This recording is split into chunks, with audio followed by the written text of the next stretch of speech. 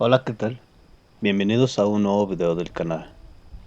Espero que estén pasando un excelente día y que hayan disfrutado el video anterior, donde hablamos de la fuerza de las intenciones y del elemento fuego.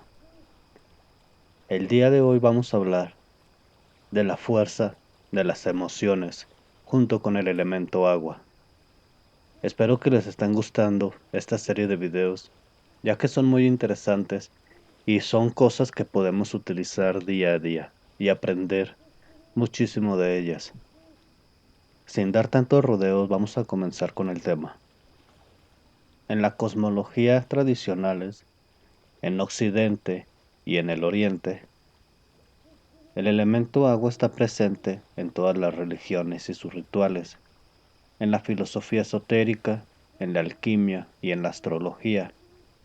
El elemento agua en el esoterismo es representativo para todas las emociones, sentimientos. Su signo en la alquimia es un triángulo equilátero dirigido hacia abajo.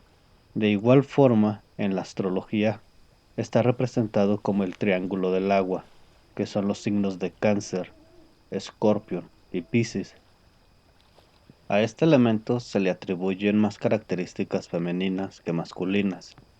En la mitología griega, Tales de Mileto propuso como el principio de todas las cosas, el elemento agua.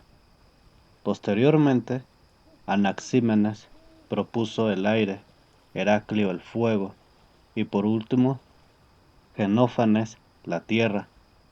Empedocles fue el filósofo de la antigua Grecia que unificó en la teoría de las cuatro raíces, a las cuales Aristóteles posteriormente las rebautizaría como elementos.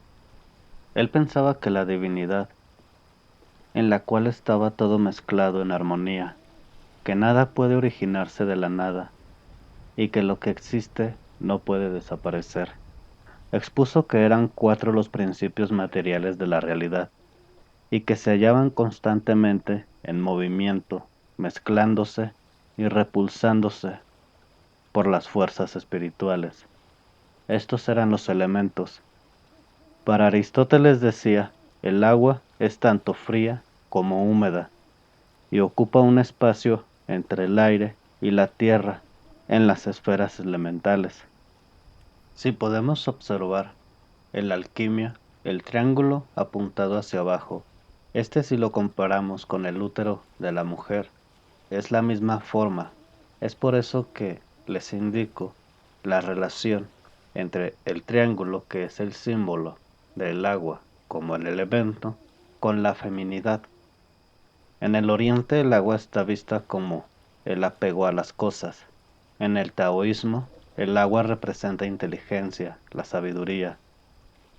En el ciclo de la dominación, el agua domina el fuego, y ésta a su vez es dominada por la tierra.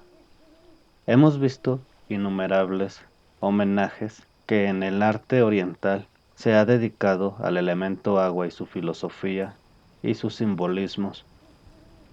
Hemos visto innumerables homenajes que en el arte oriental le ha dedicado al elemento agua, su filosofía y sus simbolismos. Y solo por dar un ejemplo, ahí tenemos todos los recuadros y sus pinturas que son una gran belleza para el mundo. En el simbolismo, como en China, como en Japón, el agua es representada por una tortuga negra, en los aztecas por una caña, en los hindús es por la sangre, para los griegos por una copa, para los escitios como un cuenco. Incluso en el cristianismo, tomando referencia a la cábala, el agua se identifica con el arcángel Gabriel, y en el evangelista San Juan, que fue un apóstol del Maestro Jesús, y a su vez con su animal simbólico que es el águila. Una de las más estrechas relaciones con este elemento es la luna y el mar. Tienen una conexión tan fascinante y a su vez con los ciclos de la mujer, que podemos darnos cuenta que no hay una religión o un dogma, ya que se encuentra en todos lados y en todo es igual. Es igual que hablar de la energía o el universo. Esto va más allá de cualquier ley impuesta por el hombre, ya que nosotros, el ser humano, somos la creación de estos cuatro elementos conjuntados en un mismo ser.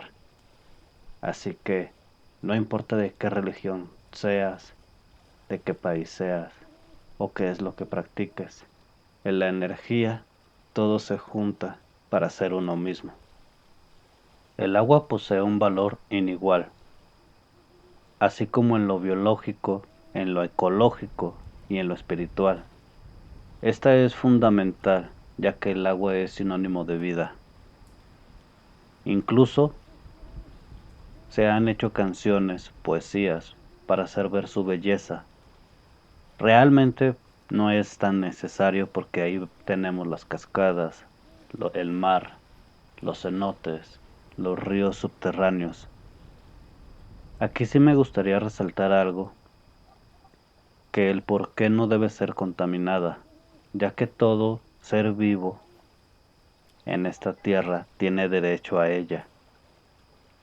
El agua es representativa como la energía divina, la fecundidad de la tierra y de los seres vivos. En las grandes religiones y en los caminos espirituales, le expresan su encanto por el agua a través de los ritos cósmicos y sus iniciaciones, además de purificación. Por decir uno, ahí tenemos el bautismo, que es en el cristianismo. En algunas culturas relacionan el agua como con la vida, como con la muerte. El ser humano proyecta sobre el agua todas sus emociones, sus esperanzas y sus temores. Por dar un ejemplo, ahí tenemos todas las inundaciones, todos los tsunamis, la fuerza del mar. Y esto es una prueba para hacernos ver que así como nos puede dar el agua, también nos puede quitar. Para muchos pueblos indígenas, el agua es un don de las divinidades, es morada de los espíritus. Para estos pueblos el agua es sagrada. Muchas de sus tradiciones afirman en sus mitos fundados que el ser humano fue hecho o fue creado del agua. Salió del agua para cuidar la tierra y la naturaleza.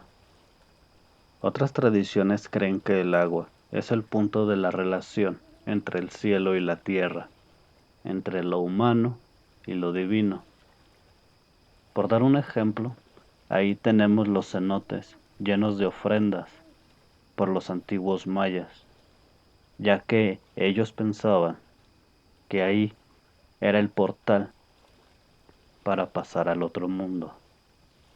Es bien sabido que el agua es un conductor de energía y a su vez siempre debe estar en movimiento, ya que si hay agua estancada en algún lugar, ésta se encarga de recoger toda la energía que está a su alrededor.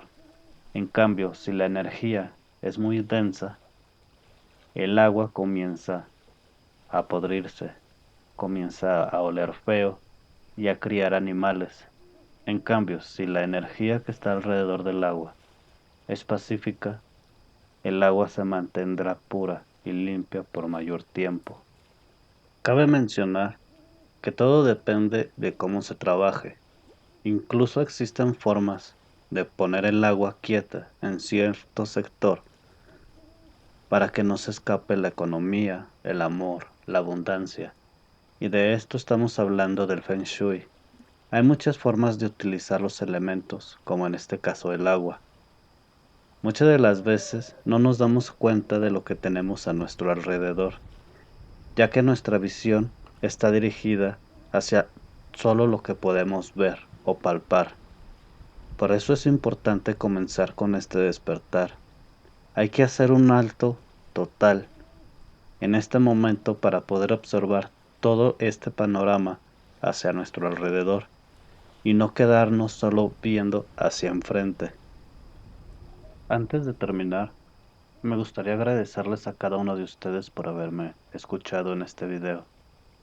Me gustaría preguntarles, nosotros como raza, como ser humano, ¿hacia qué camino nos estamos dirigiendo?